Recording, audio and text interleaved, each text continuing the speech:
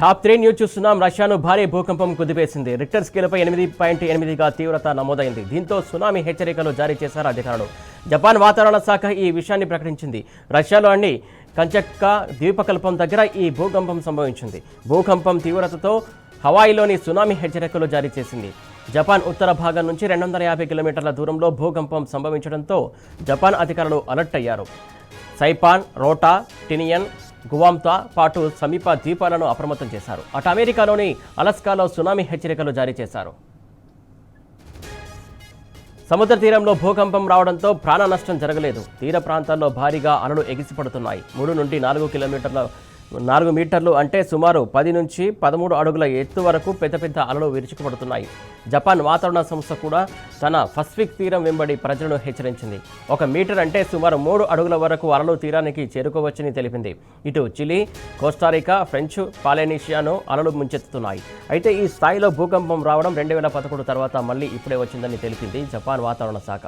ఈ క్రమంలోనే పలు దేశాలకు సునామీ హెచ్చరికలు జారీ చేసింది.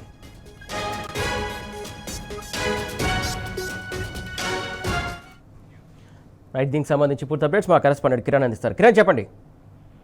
రష్యా, జపాన్ పైన సునామీ విరుచుకుపడింది. రష్యాలో భారీ భూకంపం కారణంగా తీవ్ర ప్రకంపనలు అయితే సూచించింది. అయితే ప్రధానంగా 8.7గా రిక్టర్ స్కేల్ పైన ఈ భూకంపం తీవ్రత నమోదైంది. హైక్వాడో నుంచి దాదాపు 250 కిలోమీటర్ల దూరంలో ఈ భూకంప కేంద్రం కేంద్రీకృతమైందని కూడా తెలుస్తుంది. రష్యా, జపాన్ తో పాటు అమెరికాలో కూడా సునామీ హెచ్చరికలు కూడా జారీ చేశారు. ఉత్తర పసిఫిక్ మహాసముద్రంలో ఈ ప్రాంతంలో రష్యాలోని కురిల్ దీవులు, జపాన్ హైక్వాడోలో దీవులో కూడా సునామీ తాకింది. ప్రపంచంలోనే ఈ స్థాయిలో భూకంపం రావడం ప్రధానంగా ఈ భూకంపానికి సంబంధించినటువంటి అంశంలో కూడా 2011 తర్వాత అది ఇప్పుడే ఇంత పెద్ద ఎత్తున జరిగిందని కూడా తెలుస్తుంది.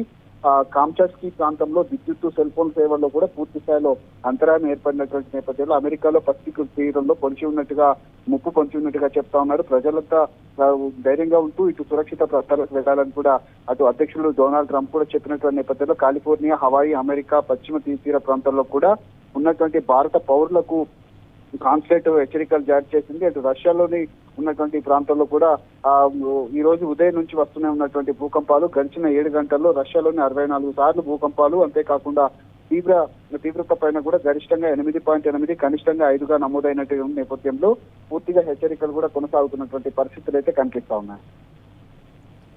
Right, thank you Kiran.